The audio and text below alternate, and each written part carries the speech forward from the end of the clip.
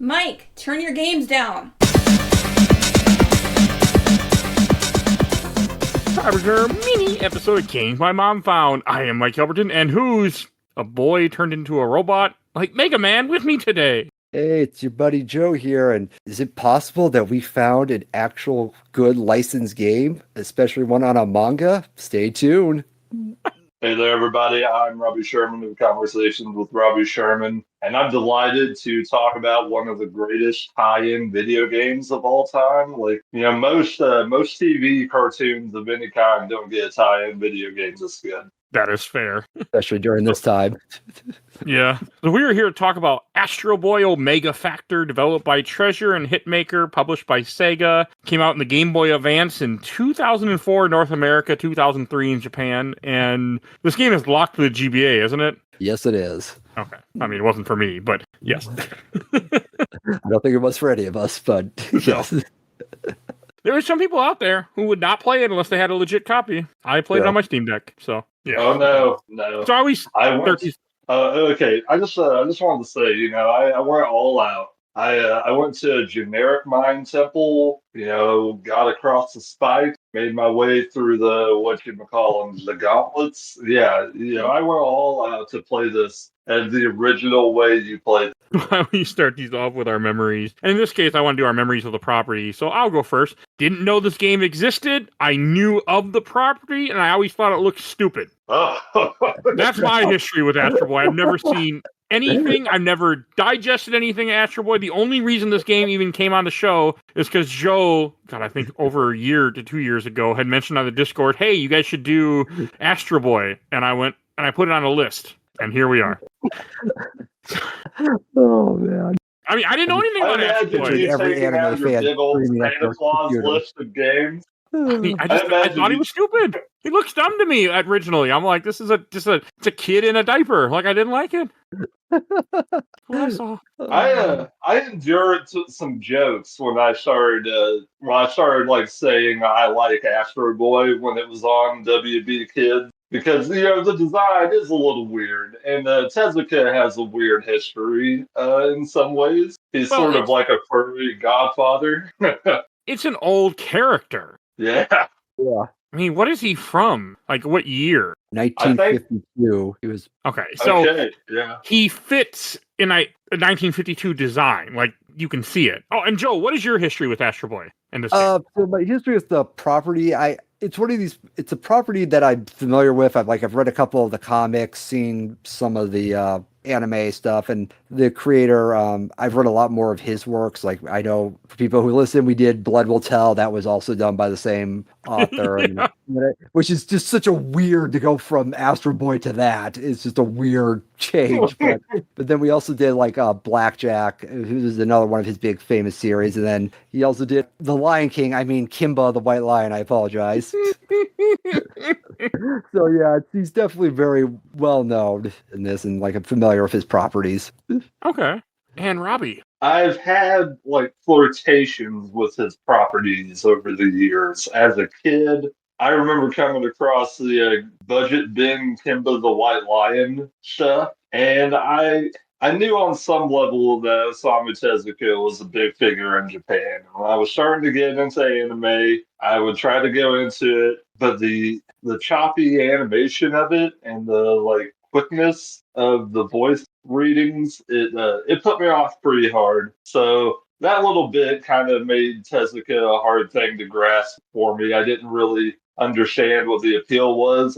When I was a young kid, it felt like the Hanna-Barbera of anime when I was first exposed to it, if you understand. No, that's fair. That's real It fair, feels yeah. significantly cheaper. The jokes are played in such a manner that they fall very flat because they don't have the fluidity of something better, like a Warner Brothers short. But then the 2003 Astro Boy show came out that this video game is tied to, and I was flabbergasted by the animation of it. Even when I was a child and I hadn't quite grasped animation to the degree I wanted to, I understood how good it was. I mean, I think even back then I knew that some of the CGI they used in it didn't look great, but everything else is just amazing. And that's why I started taking Tezuka a little more seriously. And then I found Metropolis, the Rentaro directed adaptation of his epic manga from the 40s. And that captured my eye. I don't think it's necessarily executed the best, but it's just amazing to look at. Just so beautiful, all those round, big-nosed Tezuka characters living in this incredibly dirty world. It's great stuff on an animation level. Yeah, so I have some fondness for Tezuka. I've seen some other stuff too. Prime Rose is pretty good, besides some obvious gender issues. And yeah, there's a lot of gender issues with Tezuka, unfortunately. Okay, I mean, it is the 50s, 40s, so you can unfortunately kind of like, it makes a little bit more sense. Not good, but... Well, he's even expanding out into the 60s and 70s because even though he has like years of losses, he's still like having hits in between those losses. Okay. Yeah. I can let some of that pass just because of the timing, but it varies on how... You also got to remember the Japanese viewpoint was very different. I mean, it's still very different. Yeah.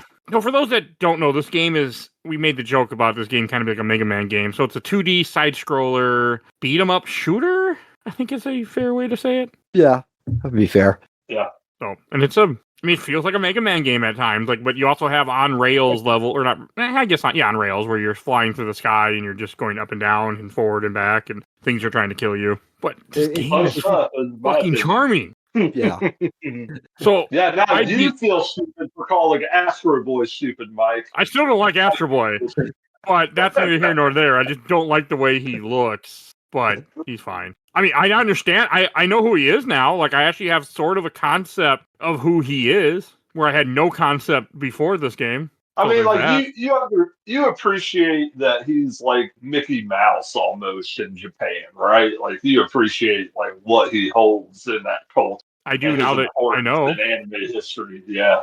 That's good. I'm glad to hear that. No, I understand. Like, I have no problem with him. I mean, I also beat this game almost in one sitting, not for a good reason, but so I went to go get my air conditioner fixed at a mechanic, and I'm like, okay, I'll play. I put it on my Steam Deck. I'll play through this, and I might beat it. Like, I'll see how far I can get because I need to get this done so I can get on my next game for the show. And I was then there for 9 hours.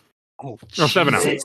Well, they didn't. The part that I was waiting on, they had a part ordered for me, but then they ordered the wrong part, so I had to wait for them to get the new part. Then when they got the new part, a valve broke, and they couldn't find it, so they were waiting to try to get it somewhere until the guy said, you got to order on eBay and come back.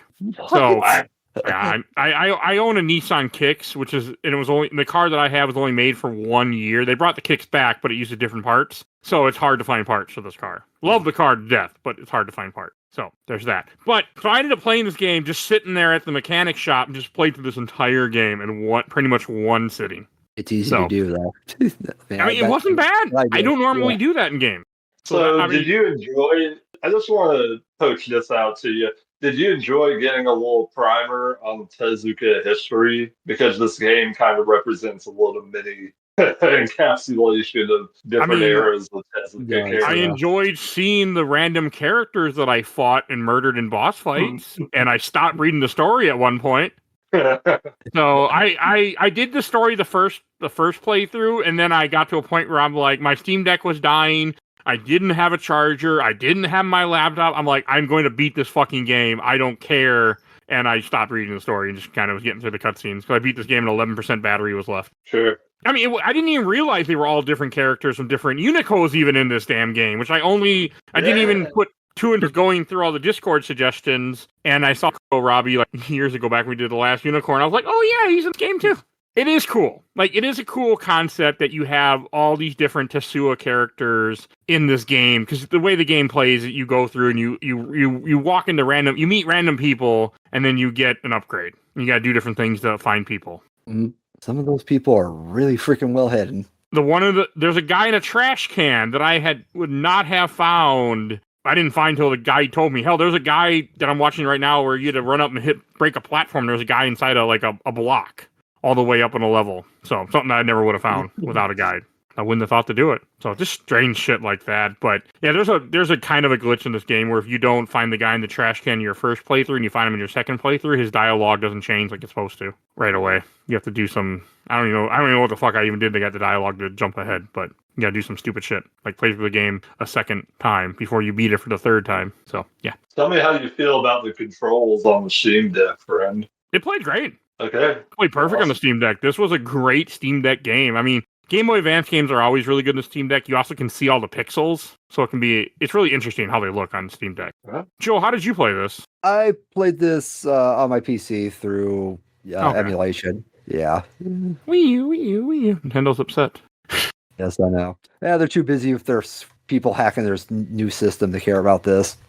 I love that, by the way. It made me laugh. But I mean, that's the way to play this game is PC. But no, Steam Deck's wonderful for Game Boy Advance games. It's actually one reason why I'm playing as many Game Boy Advance games as I am now, because they play perfectly on the Steam Deck. It's just the way the controller is, everything. And you get the handheld experience of what the game is designed for. So perfect. You know what? This is the argument I needed for a Steam Deck. Thank you. Yeah. It's wonderful piece of machinery. Like, I play so many more games because of that thing. I can play up to PS2 just fine. I just beat Onimusha Warlords on there. It can play PS2 just fine. Don't play Onimusha Warlords. Question. But and you can cut this part out if it's too much. But I won't. Have you ever played a Game Gear game on there? But that's only because I've only ever played one Game Gear game in my life. Sonic more than most Spinball? people. Sonic Triple Trouble. Oh. They have a 16-bit version of that out. That's amazing. Yeah, I know. I actually want to play it someday. But I just, Game Gear is, there's just a little. But no, I mean, it would probably be just fine. I don't play Game Gear ROMs. I mean, I have them. I don't play them. Sure. That's all. No, I mean, this game, it flowed really well. It was just fun. It was way better than it had any right to be. Mm-hmm. I was going to say a big part of that is just because of the developer Treasure, which people know they made like Gunstar Heroes, Alien Soldier, the Sin and Punishment games. So they're known for like real high quality work. Are they still around? Technically, yes, but they haven't released anything new in, over a decade. They just keep re-releasing their old games. They haven't made a game since 2014. Yeah, I believe Bleach was the last game. No, Bleach was 2008. Okay. Geist Crusher God for 3DS. That was only in Japan, right? I think so, based on... Yes, only Japan. Okay. Sin and Punishment Star Successor on the Wii 2009. And then Bango HD Missile Fury on 360. That was their last game that wasn't Japan only. Okay. Yeah. I mean, they're still technically active, but yeah, they haven't done much. That's too bad. They made some really good games. There is a reference to Gunstar Heroes in this, because in like the first level there's a sign that says Gunstar on it. Yeah, I saw that. Yeah, that was cool. No, you can feel that Treasure made it. Oh yeah, absolutely. This has all the Treasure hallmarks. Just especially when you get to the boss fights, you're like, "Yep, this is 100% Treasure." I love the spiders in the first level. That was so much fun. Boss fights are amazing in this game. Like there's so many of them. Yeah. Especially like the ending boss fight where it's like, I'm not normally a big fan of like a boss gauntlet, but like that one worked. That was like, because every boss was like just perfect. I had to say throughout this entire game because it's me, but I actually didn't use them that much. I did use them in the boss gauntlet and some of the last stuff, but other than that, I was able to play this game mostly legit. Yeah. Well, it's pretty forgiving too, especially if you die, you restart immediately. Yeah, it didn't really have too many negatives. I think the only real negative is your super meter goes from like, if you had it in the 50s, it goes down to like 30. Because as you hit enemies, you get a super meter, it goes up, and you have different super attacks you can do. And this game expects you to do your super attacks all the fucking time, too. So, like, don't be chintzy. Ass rockets out, boy, all the time. I never did ass that rockets one. out. I was all laser cannon. See, ass rocket's good, though, because it makes you invincible for a few seconds. Yeah. I never used the shot, the machine gun thing. I was actually the last thing I leveled up. I just never found use for it. Probably also mention that this game has like a dash mechanic, and the game just tells you right at the tutorial, like, you better master this or you're not gonna make it in this game. And boy, oh boy, is that accurate, because some of these boss fights without that dash ability, you're just gonna die repeatedly. I didn't get my jet move up until near the end of the game. Oh man, yeah, that was brutal for me. Yeah, and I tried to go through the tutorial to make sure I understood how this all worked. And then that little moment, I just looked like such an idiot, like for a moment.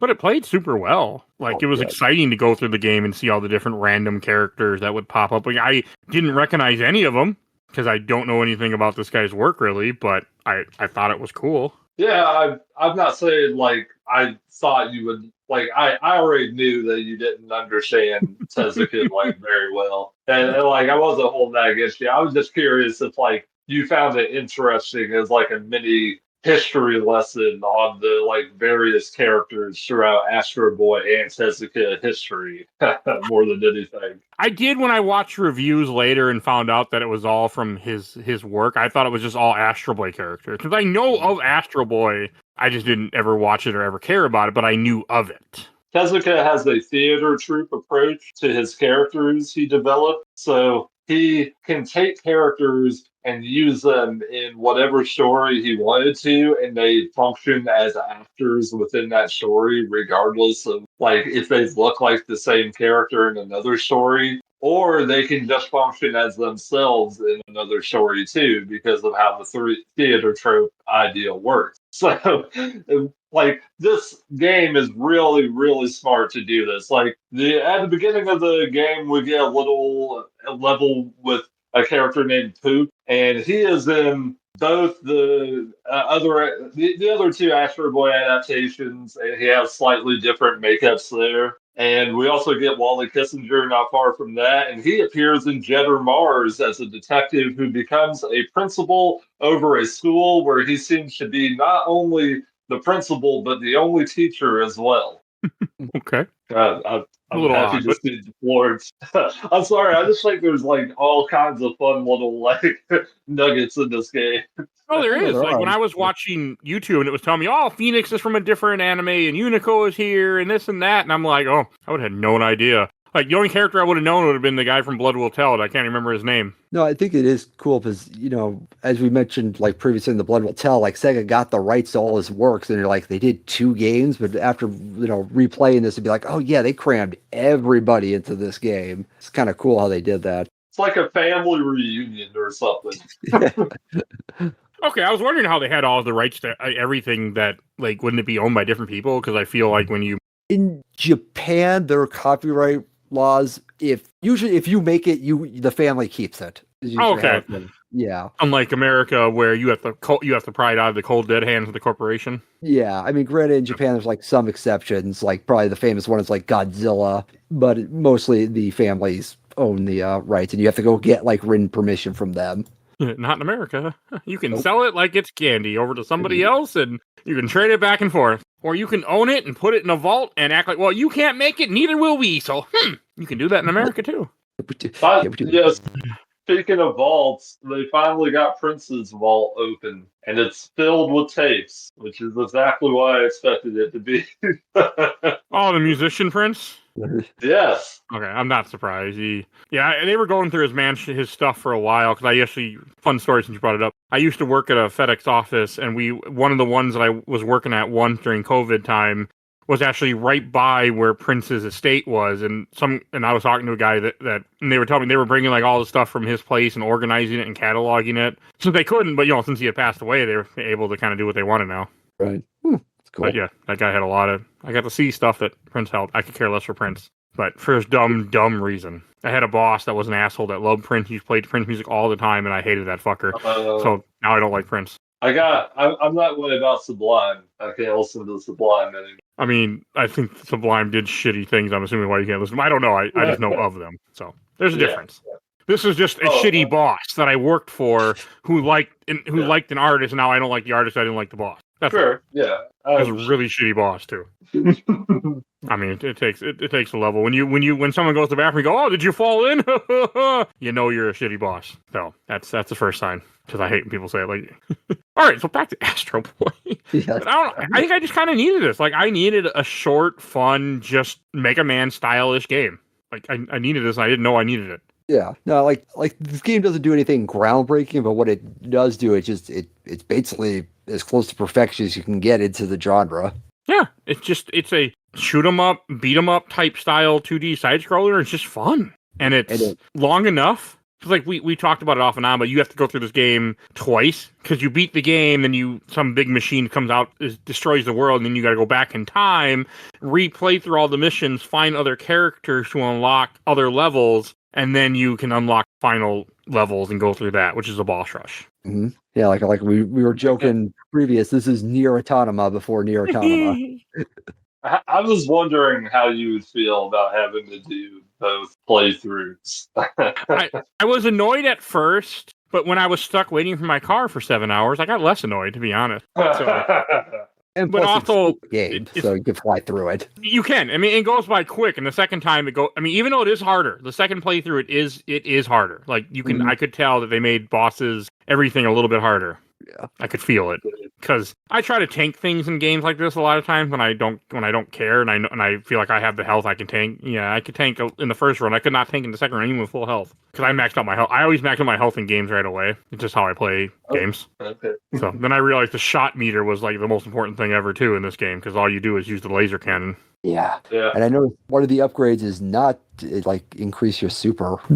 Like, oh, jeez. Well, it gets really cool as you get that shot cannon upgraded. Like it gets badass. And Oh yeah, it does. the way this game is checkpointed too is pretty friendly. Like it's a very friendly platformer or side scroller beat 'em up. I don't know what term we should use for game. I don't know what the hell this game is. They classify it as a beat 'em up, so we can just do that. But, Oh, you're right. Genres beat 'em up. yeah, and I agree with you that it is for the genre game. It is friendly, and I think that is because they knew kids were going to play this.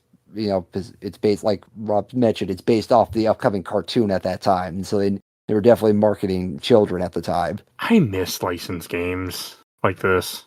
I do. I say it all the time in the show. I miss licensed games. You don't get. I know we still get some, but not like these. Not like we did during those old days. Yeah, and like we mentioned before, this is such a high quality one that's just such a rarity among licensed games. That too. Yeah. I feel like such an idiot because when I was a kid, I have a very specific memory of being able to buy this and choosing something else instead. God, I was stupid. If you have no love for the franchise, or if you're just not into, like, I was never interested in this as a kid. I mean, to be fair, I wasn't interested in it now, except for Joe put it on a list. I said, okay, we'll do it. That's all. Well, okay, I was watching that Astro Boy cartoon on Kids WB when it was out, the newer anime that they brought over. And I kind of liked it, but I don't think I understood like the full scope and weight of it. I thought maybe it was just kind of like a really nice looking distraction. Like I don't think I understood. Well, okay, maybe I did understand how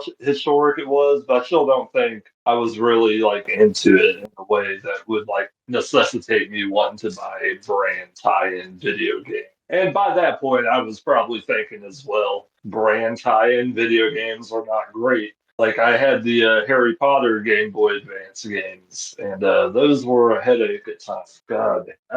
I didn't realize that the three-eyed guy is from a different anime too. Like he's not from the Astro Boy property. Oh yeah. Again, I didn't know anything about these characters, so I didn't know that like all these different characters are from different properties. But that was cool. Like it's a cool aspect of like going back in time and then having to fight this guy who. And then having like when you come back to from the past, like you think it's only been a day or so, and it's been like like, where you been the last 3 years or however long it is, and 5 years. There's some cool concepts there. Yeah. I was wondering if you would like be interested in the story, or if you would have enough time to like really digest the story, because they do have an attempt at making larger themes stand out. Enjoyed the story until my Steam Deck was getting lower and I could tell that my car wasn't going to be ready, and that was my only form of entertainment. And then I started to care less about the story and just wanted to beat the game in time. But before that, I was on board with the story, mostly, yes. Yeah. But I didn't have it, like, I didn't bring a charger, I didn't bring my laptop, like, I'll be out of here in 2 hours, tops. So I think it'll be an hour, I was thinking, like, how, but when they don't have the right part and you have a car that you can't find parts for, it takes longer. And like, dear Lord, I wish we could have had voice acting. I'm okay. I didn't. Yeah, I'm okay. I didn't either. I played this mute. Okay. So. Oh man, the music is so good in this game, Mike. It really is. Yeah. I was in a dealership, or not dealership, but I was in a mechanic, and I don't like to play any type of sound. That's fair. So that was part of it, and I mean, and I was busy watching I Dream of Jeannie on TV while I played this game. That was interesting. The View was on, and some guy's like, I can't stand The View, and I want to be like, is there a reason why you don't like what they're saying? Is that the problem? I did not, but I thought about it. Instead of bringing headphones, you chose to watch I Dream of Jeannie. I didn't watch I Dream of Jeannie. It was on in the background while I played Astro Boy. And Bewitched. Don't forget an hour of Bewitched, an hour of Facts of Life, and an hour of I Dream of Jeannie, I remember. Before, at one point, I left and went to take a walk to McDonald's. And Oh, God, so we're Taco doing the Bell. podcast You know what? episode talking about all these properties from the 60s. I mean, it did fit playing Astro Boy watching those. So, hey. It did. Yeah, true. Very true. I must admit, I'm partial to the charms of Barbara Eden, so I'm not judging you too harshly. Just a little bit of resin. I went through that phase when I was younger, when I remember being a kid and watching TV Land with my mother a lot. So I've seen enough of I Dream of Jeannie and Bewitched that I don't need to watch anymore in my life. Oh, no, I'm never watching it again, but God bless her, either way. I mean, I enjoyed it when I was a kid. I enjoyed those shows. Like, I remember growing up on those, and I'm like, these are fun. Now I'm like, no, I'm good. But it was just funny to me that the guy's like, I can't stand The View. And I was like, I wanted to say something, but I didn't. I want to make, is there a reason why you don't like The View? Did they insult your viewer too many times for you? Is that the problem? Just wondering. But not everybody would get that joke. Nor do I want to make that joke in a public place where I might get into an argument with somebody. No, you could ask him, so you know what Astro Boy is? When he asked anybody's watching, because he did ask anybody watching this before he changed it, and I'm like, I lifted up my thing, I'm like, I got this, I'm fine. So, but no, I forgot headphones too. Again, I was only supposed to be there for an hour, I thought. They already knew what was wrong. They already had the part ordered. They just had to fix one thing. I'm like, hey, I'll play a little bit of Astro Boy, and then I'll get out of here, and I'll finish the game later. Little did I know I was playing the entire game sitting in that chair. Before we get too far away from soundtrack, I want to point out that there were a lot of comparisons with Gunstar Heroes when this came out. And they also share a composer, Norio Hanzawa. And, you know, that's pretty cool regardless. I mean, I don't really care about comparisons when the comparisons are that cool. Like, sometimes I think people look at, like, comparisons as too much of a negative, like when you're already being compared to an amazing game. Well, it's also made by the same people. So, like, why not hire the same group? Yeah. If it ain't broke, you don't need to fix it. That's for sure. I mean, I did hear a little bit of the music, but I just mostly don't. I'm not a big sound guy in general, so just me. Yeah. No, but like we also kind of touched on it earlier about like the graphics of this game, and like this game looks like an anime running on a GBA, which is just amazing when you think about it from a tech perspective. It does. Yeah, like every frame is smooth. Like when he goes in between different like motions and stuff, it's perfect. It's just perfectly fluid pixel animation. It's so gorgeous. When you have to fly around and they have clouds behind him, they have at least 2 or 3 layers of clouds in different timing around you. It's pretty impressive. Oh, and the sun boss is awesome. How you can see it coming towards you from the background and stuff like that was just awesome. He reminded me of the boss from Castlevania Legion. Oh yeah, I could see that. Well, it doesn't help that I was playing Vampire Survivors not too long ago either, and fought Legion, so that plays part. Oh yeah, no, like the whole presentation on this game is just top notch, and it's just like, man, it just makes me miss that period of gaming because it's just like, oh man, this stuff was, and it's just aged so well. It looks as good now as it did 20 years ago. Mm-hmm. They did the graphics right where it doesn't look bad. It's not like that. A lot of PS1 games don't hold up very good depending on what you're playing. Yeah. This was nice nice everything looked good here. Yeah. This runs at like a full 60 frames a second, right? Like, can either of you confirm that? I'm not sure if it's 60 frame. I'm not sure what the GBA. I never can tell. I can even play games when they slow down, though. So, I mean, I've literally played games for this podcast that were running slower than they were supposed to be and went through and played the entire game and beat it. So, I am a very bad judge of any type of concern with that type of stuff. Yeah. I wonder. Sure, yeah. I was just curious. I mean, it played good. I didn't have any problems. It looked good. The sprites were all good, and like the little robots that you kill a lot of times those are cute, and they get little X's on their eyes and they're dying. I mean, I just had a blast with this game. Like, no no connection to Astro Boy. Didn't realize who Tetsuo, didn't even really realize that. Oh yeah, Blood Will Tell guy. Like, I just had a great time playing this game. Yeah, just double checked. Yeah, it does run at 60 frames. That is hugely impressive. Treasure's good. Yeah, I mean, Yeah. it's gorgeous stuff. Like, man, the little effects they give him when he hits people, I know they're doing that to make it cutesy and kind of cut the violence a little bit, but it's so gorgeous. Like, the colors of it, perfect. But none of it hurts it, so it's all fine. Like, you're not cutting down. I mean, his abilities are good too. Like, you can kick people and knock them into other enemies, which I didn't bother doing because that involved more thinking than I wanted to give. But it's cool. I like it that it's there. Like, there is ways to mess around with this game and do a lot of different stuff. Oh yeah, no, it's a lot more. Like you said, it can be as simple as you want it to be, or you can make it complex. But and both ways are right, which is great. But it's just so much fun. Like, GBA I completely missed the GBA until emulation years later. So that's one reason why I make an effort to play a lot of those games, because I completely skipped that generation, and there are so many good games there. Oh no, GBA was top tier. I know the DS gets a lot of love, but I think the GBA was better than the DS. I just think that's when you got a lot of weird experimental games. And like I mentioned earlier, there's a DS Astro Boy. It's terrible. Don't ever play it. But this one is top notch. Well, that's also because you said it's based on the American-made movie. Yeah, but that doesn't mean it had to be a bad game. No. The Nicolas Cage one. Oh, yeah. Interesting.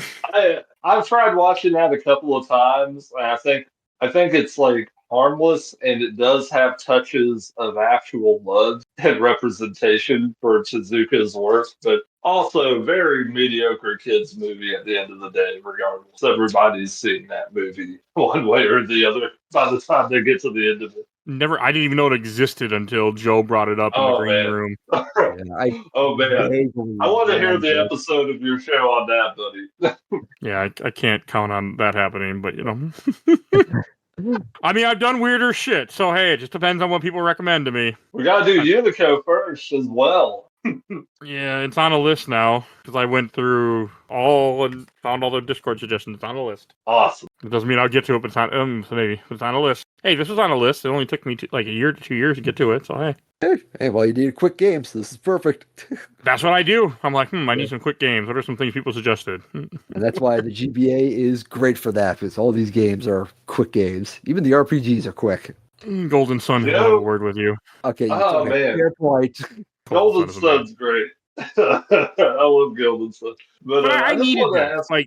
I needed a game that was just going to be like, I mean, this game took me about 4 hours to play through, I want to say. 4 to 5 hours to get through it. That's about right. Yeah. The entire length. Yeah.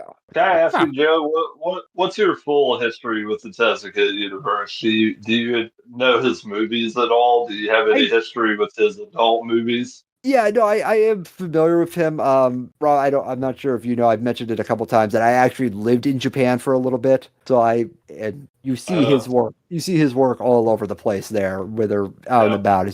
He's so influential there. So, but yeah, no, I am familiar with, like I said, some of his properties. I'm also familiar with the movies. I know he did some adult stuff as well that is not as well known. But yeah, no, I am. Well, okay, the first one of those adult movies, that was actually a #1 hit, and it was so big that it bankrolled the other two.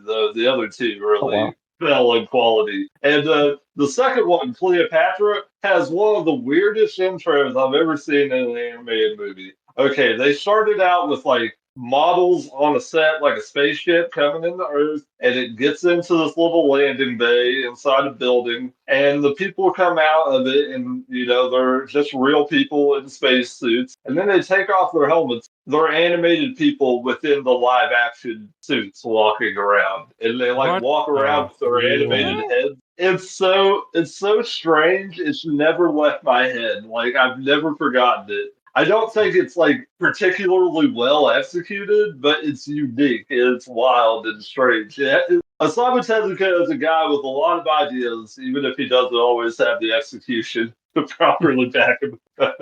Rob, did you ever read one of his comics called Message to Adolf? Oh my fucking god! I've never read that, but I've read about it in other things. I have no idea about that. That is So, like, such have you read any of that? I have read that. It is such an interesting read. It's one I recommend to really anybody. Because yeah, it just Is it meant to be satire, or is it meant to be more like a person reaching out and trying to be empathetic with this type of bad person? I'm very curious now.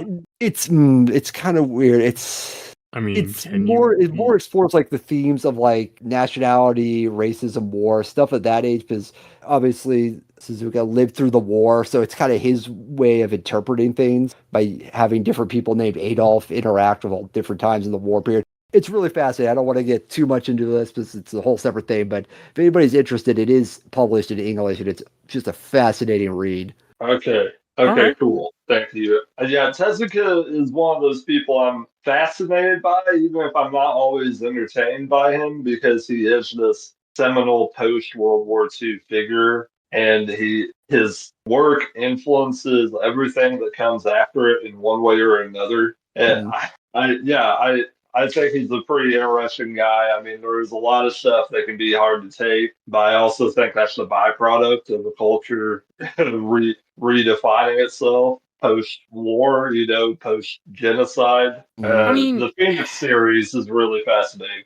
Please go ahead, Mike. I'm sorry. no, you're fine. But also, living in that time is going to affect your opinion different than, let's say, here some dumb fucker 70 years later going, "Hey, that's not real." Like, there's a difference. Like, so I can accept somebody maybe having some differing opinions than I would agree with, who's from that time, who's still processing it, and being on the losing side. So I can kind of look at it a little differently. Yeah. So I kind of get that. I mean, also the war would be a lot different for what happens to Japan versus like America. Yeah, no, And who Japan knows how much propaganda, like, did they actually realize was propaganda, at that time still. Oh, towards the I end of mean, the war, they started realizing it.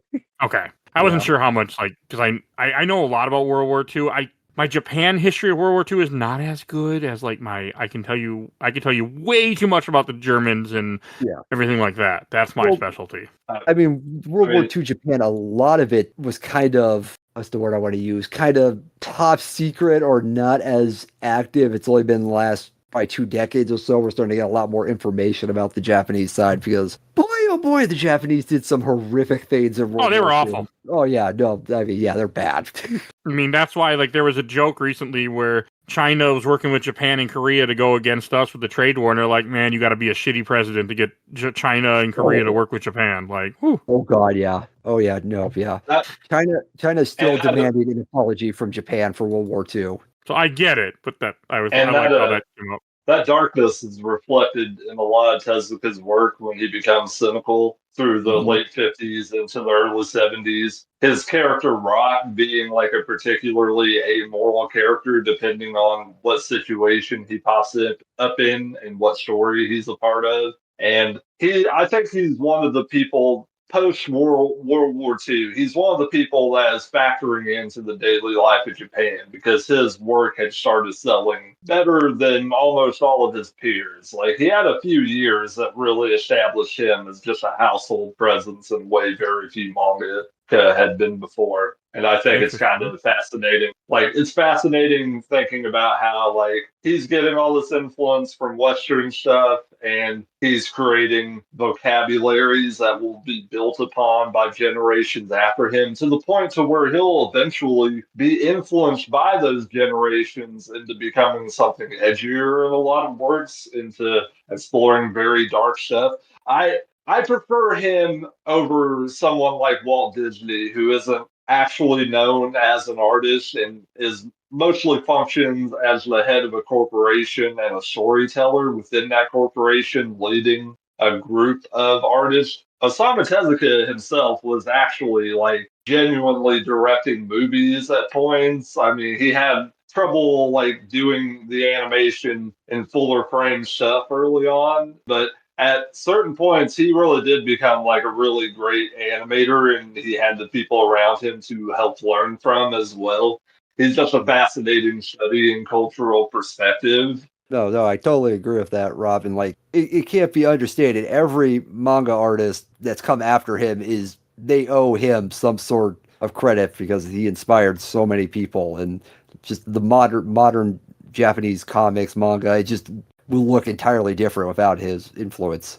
I mean, he developed the entire TV anime sphere basically because Astro Boy, yeah, like there are lots of work problems with this. Like this is also starting to develop the extreme work conditions and underpay that some of these people will deal with in the industry over years. But at the same time, his abilities to pull off a weekly show, like even with it limited animation at the time, was something that had never happened in Japan before, and that became a flagship program that every anime show for a while after it had to live up to. And then the 1980 version of it upped the ante in the animation department and the storytelling department, and there's just a whole another generation that comes after that that's influenced by that. And his movies had been getting fuller animation in the 70s. Prime Rose is just gorgeously animated a lot of the time. Just some of the best animation I've seen on film from him. If you can get past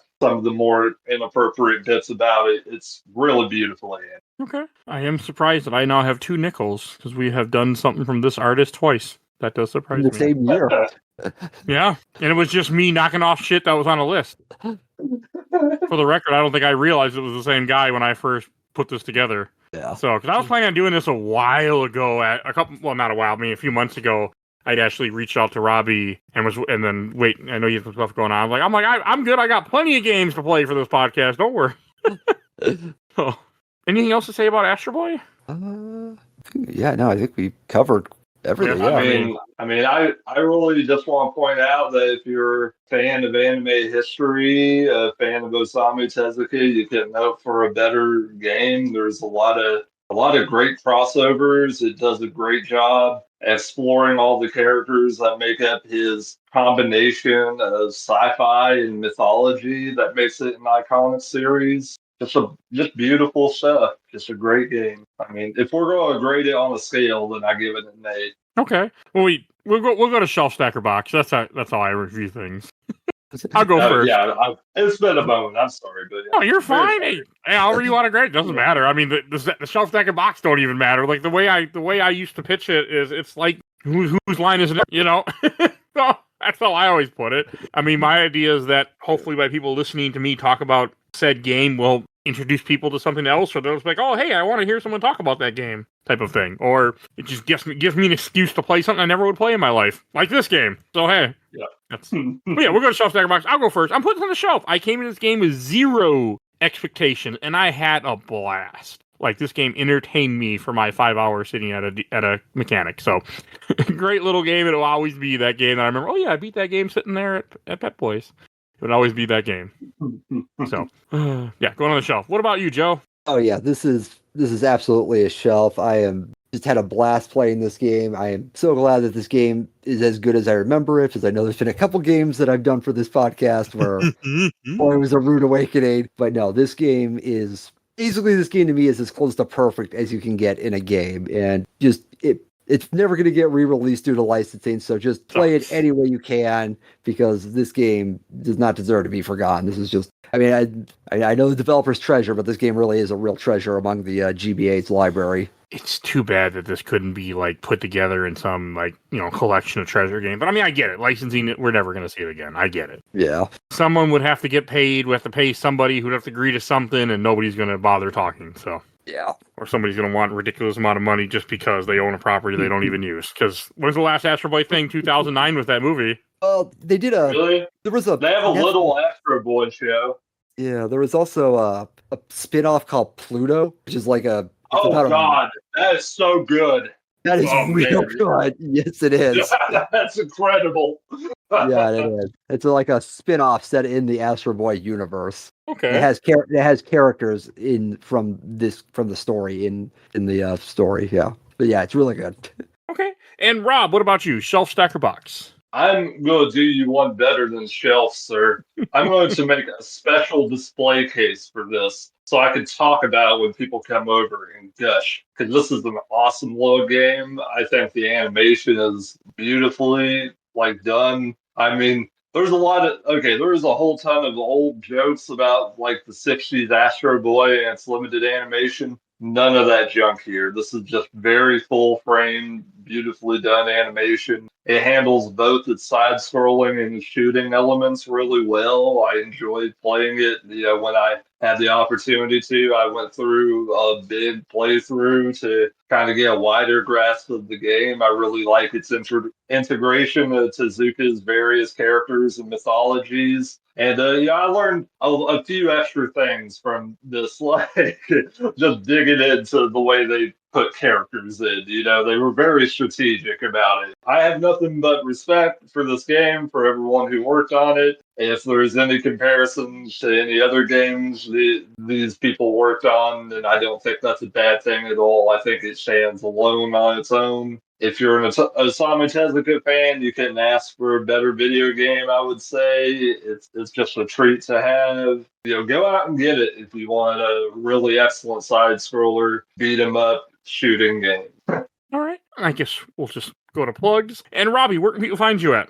You can find me on Blue Sky and on Discord, Conversations with Robbie Sherman. We got a big old summer ahead of us. I'm going to be covering Cyber 6 on the Fox Kids Club YouTube channel with Jess Matthew. That's going to be a pretty interesting time. And we're also planning a Lupin the Third, the first bit of coverage as well. And he'll be on my podcast to cover Lupin the Third, Missed by a Dollar. It's a big power-packed summer coming up. Your episode is going to be coming up Monday, Mikey. We're going to be talking Pretty Poison, one of the great Batman the Animated Series episodes. maybe not in the top 10, but within the top 10. I like it. And this episode will be coming out in July 3rd, just to let you know when this gets released. Oh, okay. Yeah. Oh, okay. Well, July 4th, I have an EP and a single coming out, and that'll be my EP with Jesus on the Moon, Mass Kinetic, and my single Cybercar. Great. If you enjoyed this episode, there's over 800 other episodes of this podcast. We do movies, TV shows, video games, comics, all sorts of content. You never know what the hell we're going to do. You can search everything on Podbean. Just type in a name. You never know. It might be on the show. There's a lot of content. If you want to support the show, we do have Patreon. A little dog vote in our Patreon polls. We have 1 to 2 polls a month. Great way to support the show. If you want to be on the show, if you want to suggest things for the show, we have a Discord. It's free. You can join the Discord, and that's where I take suggestions. That's where I put openings for episodes that I have. And you can just chat, lurk. I don't care. I'm happy with anything. Just makes the number go up. But great Discord, so please join that. And want to give a shout out to my awesome intro and outro, courtesy of Helena at Hell Hasfree. You can follow her on TikTok and Instagram. And check out A Gamer Looks at 40 with Bill Tucker. And also don't forget to check out Absolutely the Best Podcast, A Work in Progress. They talk about the MCU movies and MCU adjacent movies. And please follow us on Facebook, Instagram, Threads, Blue Sky, YouTube, audio only, TikTok, and rate and reviews wherever you get your podcast. I think that's everything I need to say, so we will see you guys all next time. Bye, everybody. Sayonara.